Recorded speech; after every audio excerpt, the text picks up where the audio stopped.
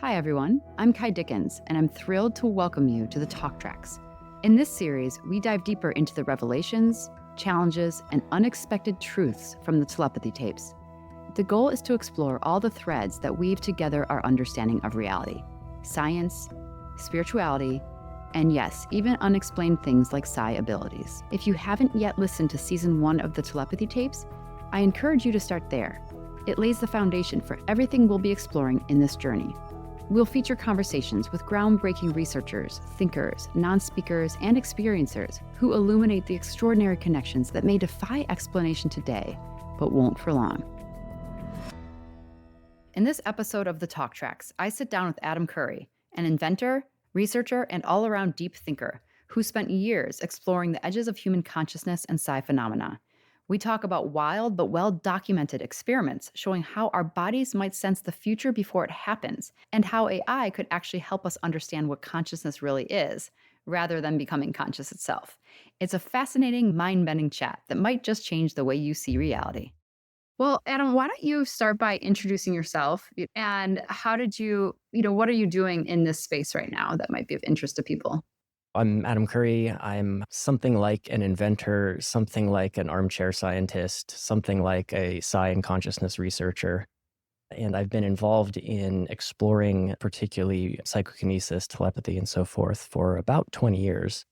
My current focus is a project called Entangled, which you can think of as a kind of way to advance or democratize psi research. And also thinking about the applications of, or the implications of psi to artificial intelligence and some of the deep questions surrounding AI systems. Wonderful. And, it's always interesting to find out how people got into the field of psi research. Was there an event or moment in your life that made all of this seem possible and interesting to you? When I was 15, I needed a job, and I ended up going to a bookstore, and I saw this book kind of pulled out of the section of books, and it was Super Learning by, I think, Sheila Ostrander and Nancy Schroeder. And I thought this book was cool. It was all about how to accelerate your learning. So I read this book and I looked at what else the authors had written, and I saw that in the late 70s, they had written a book called Psychic Discoveries from Behind the Iron Curtain. So these were two journalists that were, kind of doing what you're doing, but a long, long time ago in the psi research stuff. And so I read that and learned about remote viewing and this whole psi research program, which of course was really cool. A few weeks later, I met a friend's dad, and he started bringing up remote viewing to me. And I said, I know about that. I just read this book about it. And he said, great. How about you come work for me this summer? Your job will be to learn and teach yourself to code and manage my website, and to learn remote viewing, and you can be like my personal remote viewer. I started going to scientific conferences that were composed of people, sort of professional academics and others who are interested in the science of anomalous things. So telepathy and that whole world of unexplained things. And was blown away because I found that there were remarkable people from very prestigious universities who had basically hit upon a treasure trove of exciting things. And so that kind of gave me purpose. What a great story. I love it because it's really like your curiosity led you down this path from a single book. And I want to come back to story. We'll come back to you in a second, but you brought up the research that's been ignored or kind of dismissed or not even looked at that is pretty conclusive or at least exciting. Are there any studies that have struck you that you've come across where you think, good grief, I wish everyone in the world could see this? Or how is this not more out there? Or maybe it didn't even get published and you think that's a shame that you'd want to share. I'll tell you about one class of experiments that is particularly exciting to me right now. So these are a class of experiments that you could call presentiment studies or precognition studies. And these have been done for about the last 20 years, and it goes something like this. If you're a Psychology 101 student, one of the experiments that you often will do is looking at galvanic skin response or like subconscious reactions that are measurable to stimuli. So you would attach some kind of measurement device to a subject's finger, and then you would randomly show images, some of which are meant to be scary or provocative. And then what you see is this response to that, where the skin conductivity increases when the provocative image is shown. And so this is meant to kind of get at, the sort of subconscious level of processing in the human being. Well, for the last 20 years, there's been a very interesting twist on that some scholars have shown, and that's measuring the body's reaction in the seconds prior to being shown a provocative image. So these images are chosen by a random number generator, meaning that it can't be determined, and the participants are showing a highly statistically significant reaction to a shocking stimuli before it's being shown. So it's a very simple experiment. It's very elegant, but it, I think, reveals an important dimension to our own biology and psychology, which is this attenuation to the immediate future. We wanted to put it in evolutionary terms. It makes perfect sense because it's an adaptive advantage. What could be more adaptive and evolutionary advantageous than reacting subconsciously in the moments before a threat is presented, or making decisions that somehow enable your survival or growth as an organism? There are other scholars who have shown that similar effects exist for animals. Alvarez, it showed that finches, little birds inside a cage, started to react more erratically and kind of fluttering around the cage prior to being shown an image of a snake, their natural predator. There was another one concerning earthworms, where they looked at the behavior of earthworms in the soil just before sending sound vibrations through a big speaker through the soil, and found that the earthworms started to move around prior to that. So in my opinion, this is kind of pointing to anomalous presentiment responses being something like an evolutionary adaptive advantage. How would you define consciousness, Adam? I appreciate the easy questions. So consciousness to me, it means different things to different people. To myself, I think of it as the nature of the first person perspective. So for example, there is something called what it's like to be Adam. I'm having an experience of being me. I have intentions, I have emotions, I can see colors, I have different tastes and senses, and that whole subjective world is my consciousness. And there's also something called what it's like to be Kai. So what that is and where it comes from is the big question. So to me, what is consciousness is, to answer that, you have to answer those two questions. What is it and where does it come from?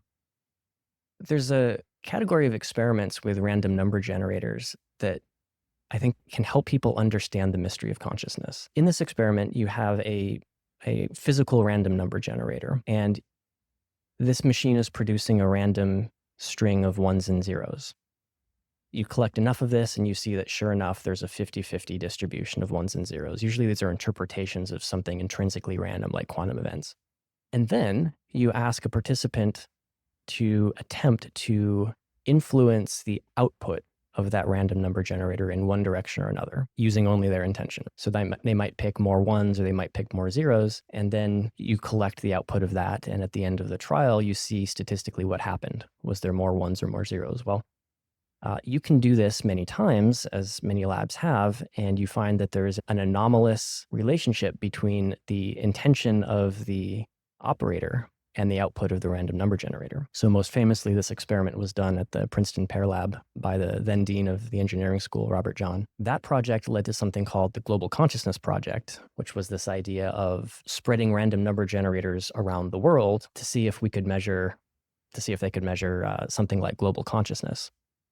And this experiment is interesting to me because it gets to the heart of what consciousness is, meaning we don't know, but it's doing things that's telling us something about it ontologically.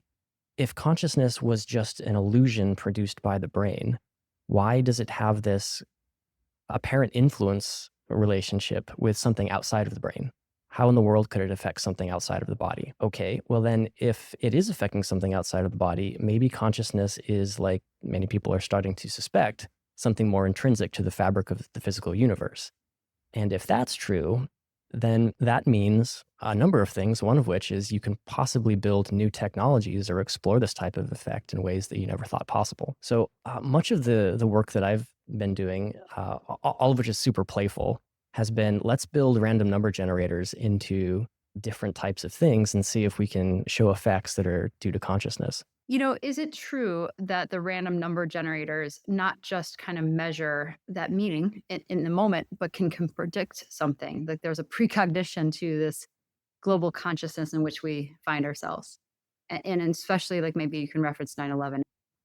There seems to be this precognitive or predictive quality to working with random number generators. The famous case, of course, is September 11th.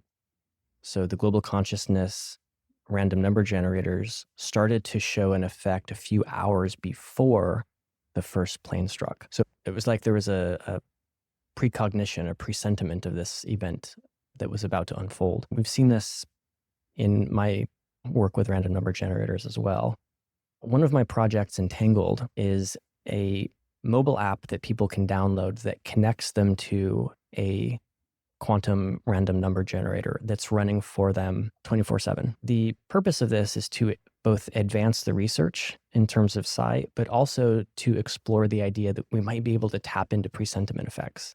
So in other words, can we retrieve information about the future by tapping into collective consciousness following some sort of standardized protocol? So what do you mean, Adam, by accessing information across time and space and predicting the future? Well, here's some examples of experiments that we're running right now. We currently really don't have a good way of predicting earthquakes. It's a very chaotic system and the sensors aren't quite there yet. However, stories are replete of animals and even people having precognitive dreams of large natural disasters and earthquakes. So maybe we can tap into that intuition using random number generators and Entangled to see if we can get effects that specifically are correlated with earthquakes and therefore make forecasts. Another would be, let's say that you wanted to accelerate a discovery, accelerate some important scientific discovery, and you were looking for some sort of cancer cure, and it's a cancer that might involve a particular gene, but there's 10,000 gene candidates. And where do you look? Well, maybe what you could do is feed those 10,000 gene candidates into the Entangled network, have global consciousness or collective consciousness sort of douse which ones are related to the cancer that you're looking for, and point those investigators in the direction of where to look, and in so doing, perhaps accelerate the discoveries. So these are the types of like far out, slightly ridiculous experiments that I'm interested in doing, but that characterizes any kind of moonshot project.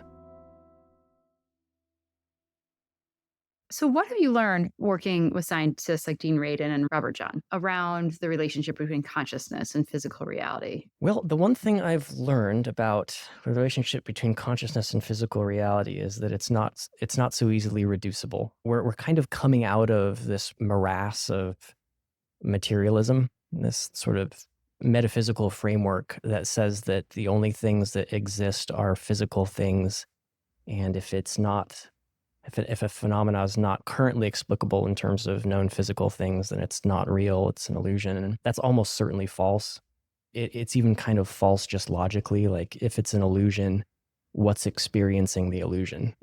So it implies the existence of the thing that it's trying to argue against.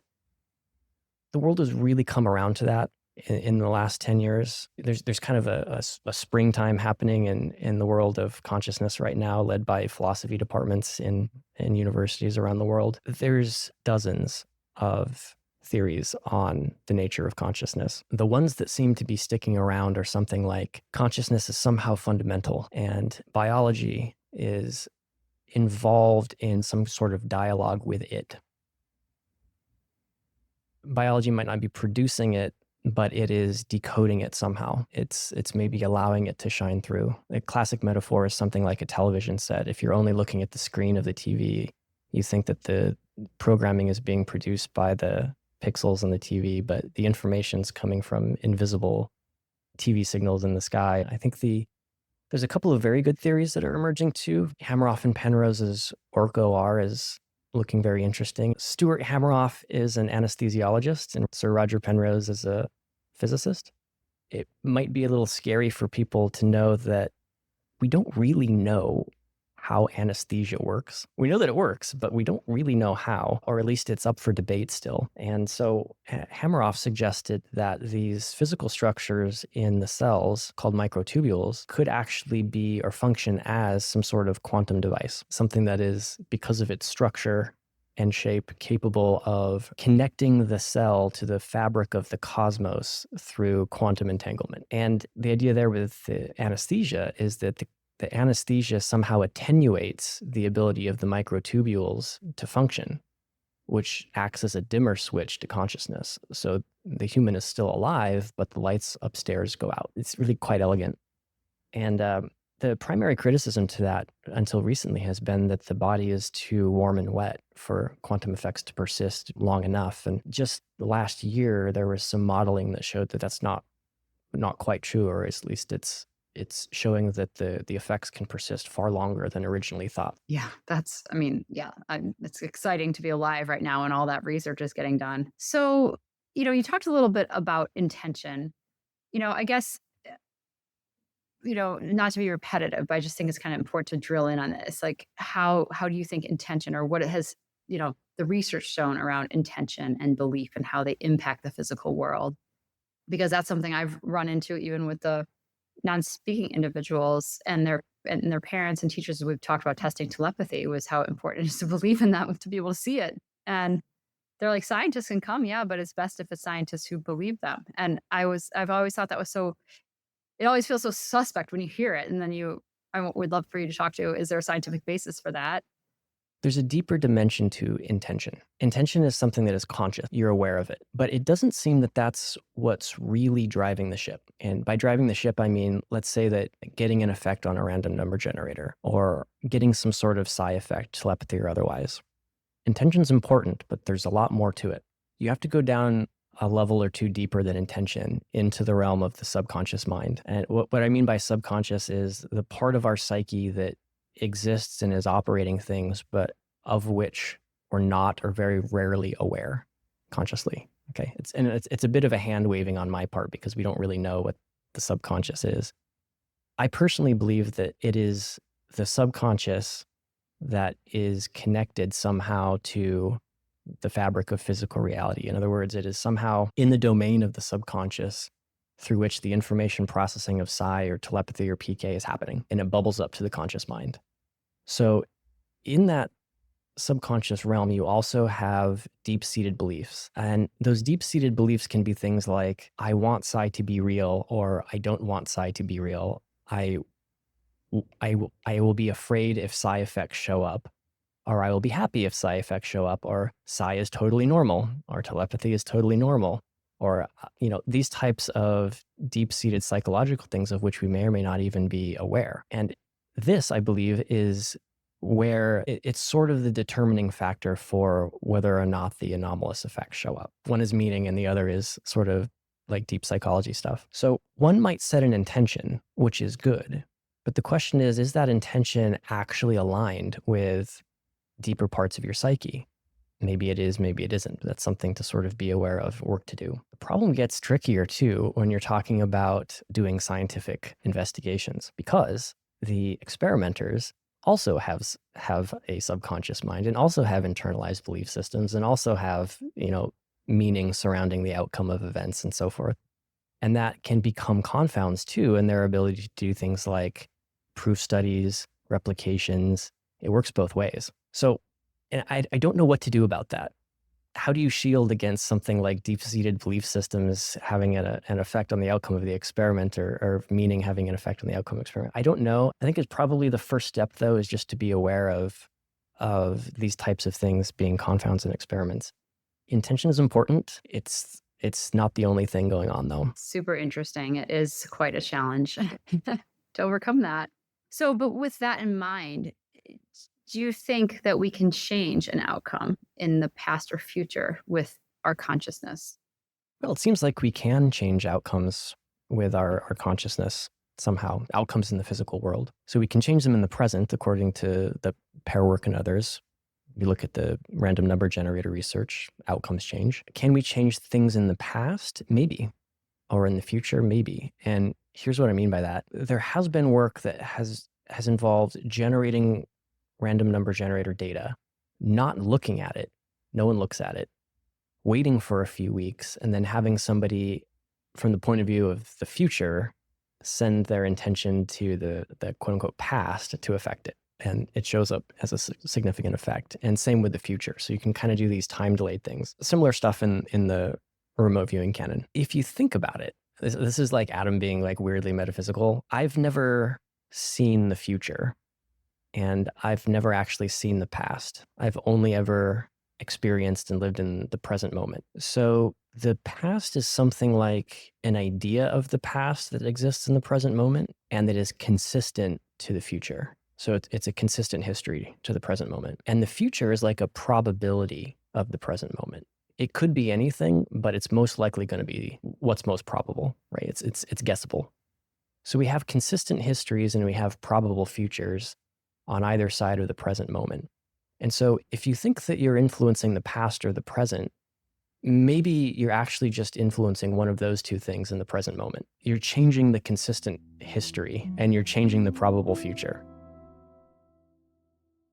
Just moving on to the collective consciousness app a little bit, could you explain what that is and how it works and what role it's playing in the data collection process? The collective consciousness app, or Entangled as it's called, it's meant to be the next stage of Psi research, or my interpretation of the next stage of Psi research. It's a mobile app that you download, and when you do that, you're connected to a stream of quantum bits. We've got a laser set up that's producing random numbers, and we produce random numbers at a rate of 1 bit per second per user. So every user on the network is generating, like flipping a quantum bit once per second, 24/7. All of this data is collected in a way that allows us to ask questions, to pose questions to each user and get answers. And the answers come in the form of the bits that are flipped by the users. So let's say that we're interested in predicting an earthquake. Will there be a large earthquake happening tomorrow?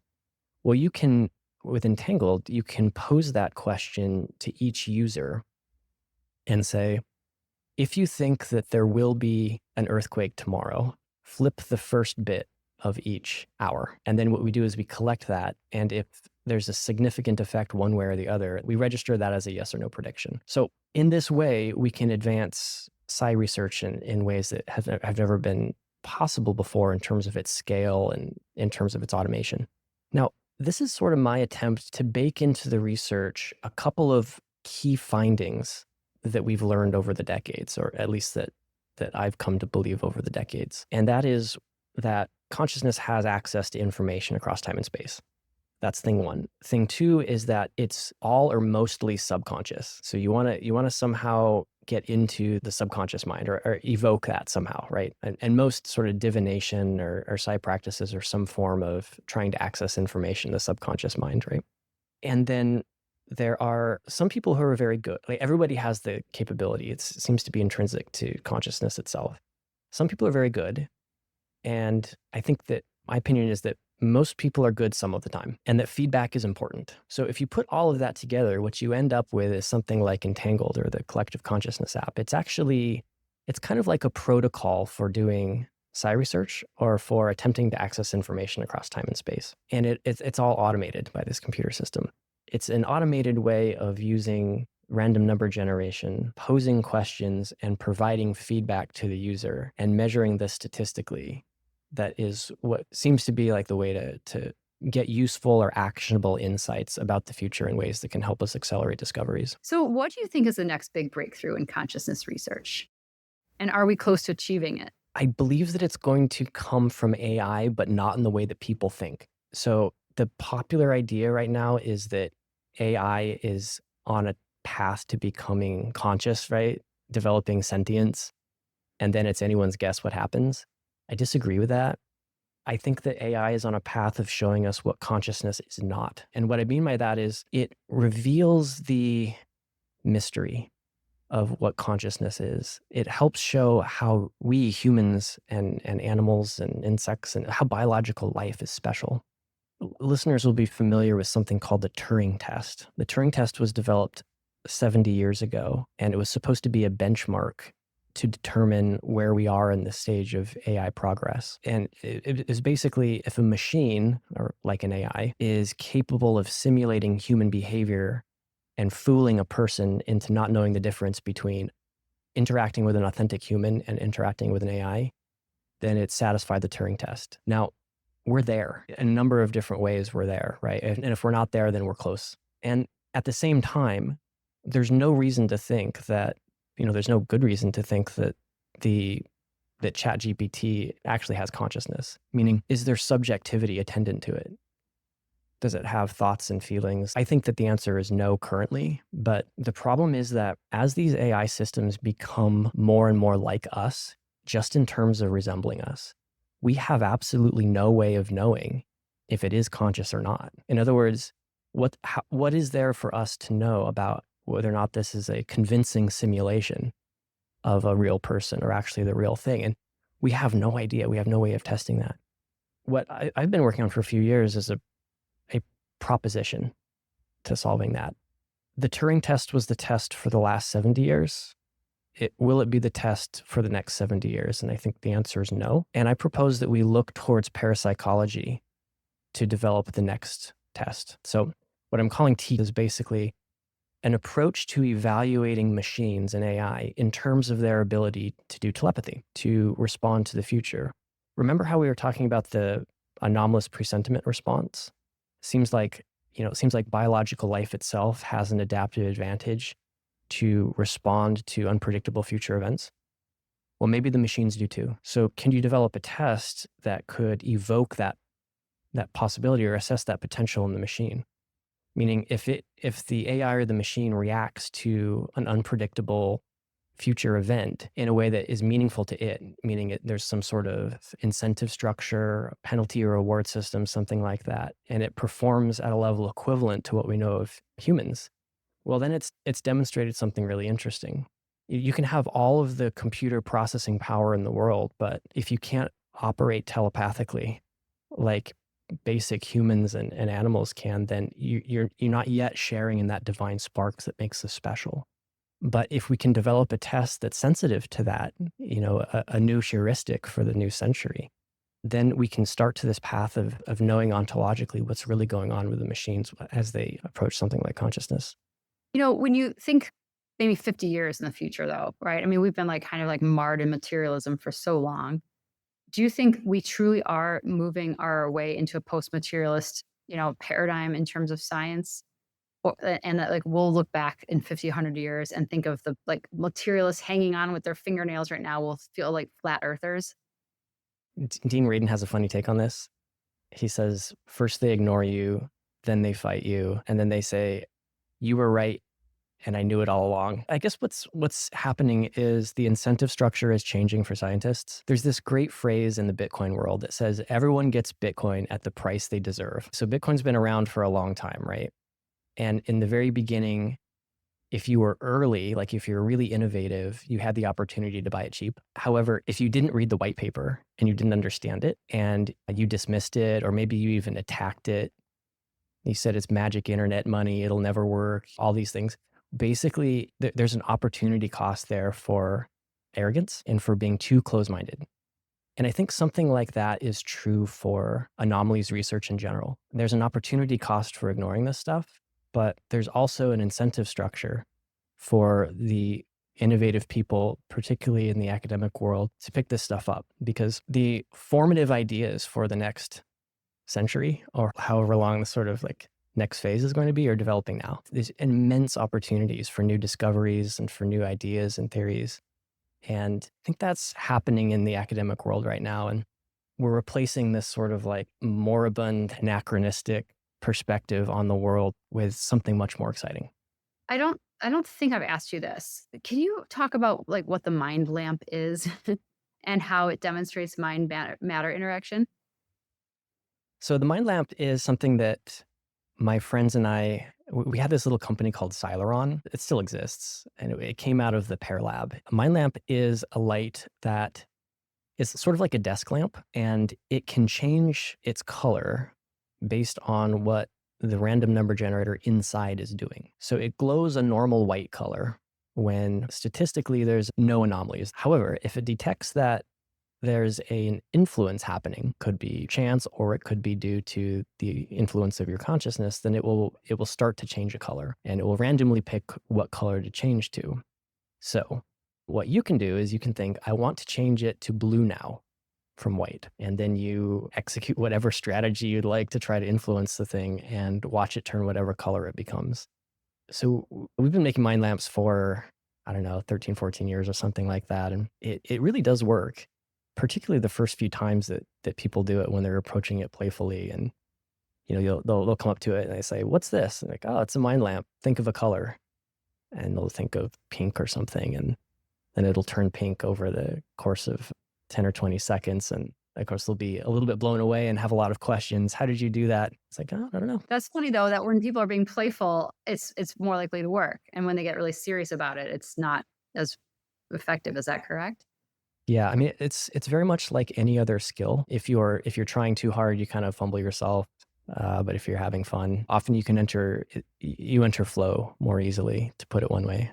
So, I mean, I always get asked this, right? It's like, are there negative consequences to this? And, I know there's a lot of baseline, and Julia Mossbridge and a lot of people talk about the basis of love or play, like we were just talking about in psi abilities, that they manifest best. And the non-speakers will say this all the time. It works best with good vibes, right? Or good energy, or people that I love, or that type of thing. But have you seen, or have there ever been any studies around people using consciousness and intention to like win at gambling, or other chance-based activities? So the way that I come down on that is it's probably like your ability to do something quote unquote negative with psi is probably mitigated by how you relate to it. Meaning if you think that is bad, you ain't gonna do it most likely.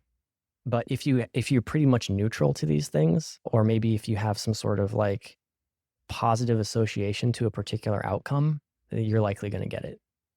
So kind of like what we were discussing before, the anomalies accumulate around a meaningfulness in the experiment.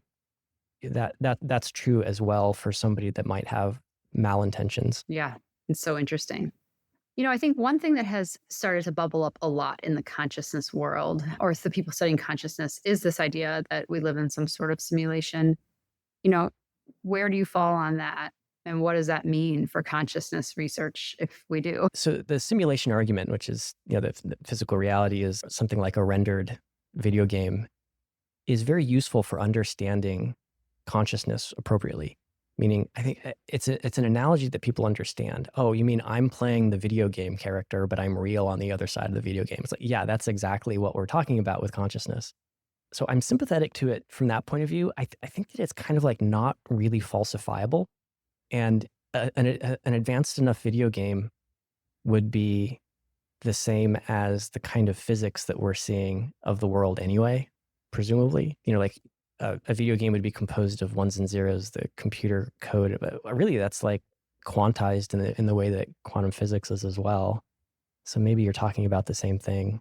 One thing that I do like about the simulation argument, I think this is like my best. It's really positive in the sense that it suggests that you can do things that you don't think that you can do. You're kind of maybe limited by your own belief systems, or maybe by some sort of like consensus belief system in which you currently find yourself. And I think I find that very, very empowering and like very playful.